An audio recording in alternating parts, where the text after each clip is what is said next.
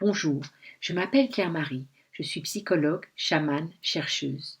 Je vous présente mon nouveau livre L'esprit des maladies, qui paraît aux éditions Guy Trédaniel. Ce livre est l'histoire d'une quête. C'est quoi l'esprit d'une maladie? Depuis le Covid, on sait tous ce qu'est l'esprit d'une maladie. C'est l'énergie qui se rattache ou contribue à l'expression physique d'une maladie. L'esprit peut être négatif comme la peur, la colère, la frustration, mais aussi positif, comme la sagesse, l'acceptation, l'amour, la transcendance. Ce livre cherche à montrer que nous pouvons choisir. Pourquoi écrire un livre sur l'esprit des maladies? En Occident, on ne s'occupe souvent que du symptôme.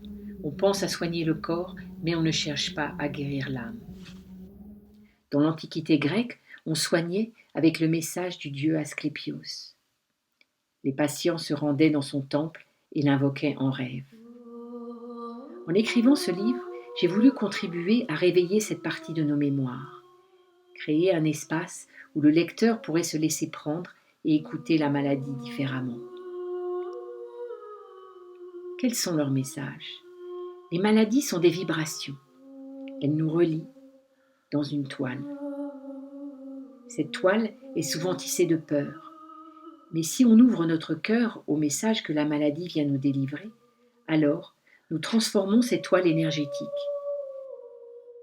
Elle devient partage, amour, résilience et lieu de rencontre. Cette toile nous invite à développer une nouvelle relation à nous-mêmes, à la vie et au monde qui nous entoure. À qui s'adresse ce livre? J'aimerais que le message des maladies touche le cœur de tous les lecteurs, qu'ils rentrent dans ce livre comme on entre dans un voyage, que quelque chose s'ouvre, se transforme et peut-être apaise ou même vivifie leur relation à la maladie. J'aimerais aussi toucher les professionnels, un oncologue, un docteur, un directeur d'EHPAD, qu'ils se laissent remuer, intriguer par l'esprit des maladies, pour que naisse en eux le désir de rencontrer les maladies d'une nouvelle façon, le cancer, Alzheimer, la fatigue chronique et tant d'autres.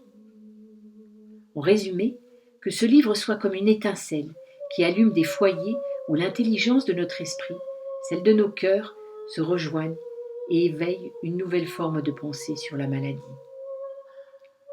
Cette recherche m'a transformée. Ce que j'ai reçu, je vous l'offre.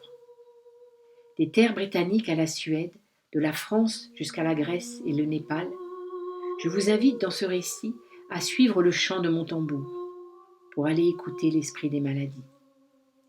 Ils parleront à votre âme au rythme que votre cœur choisira.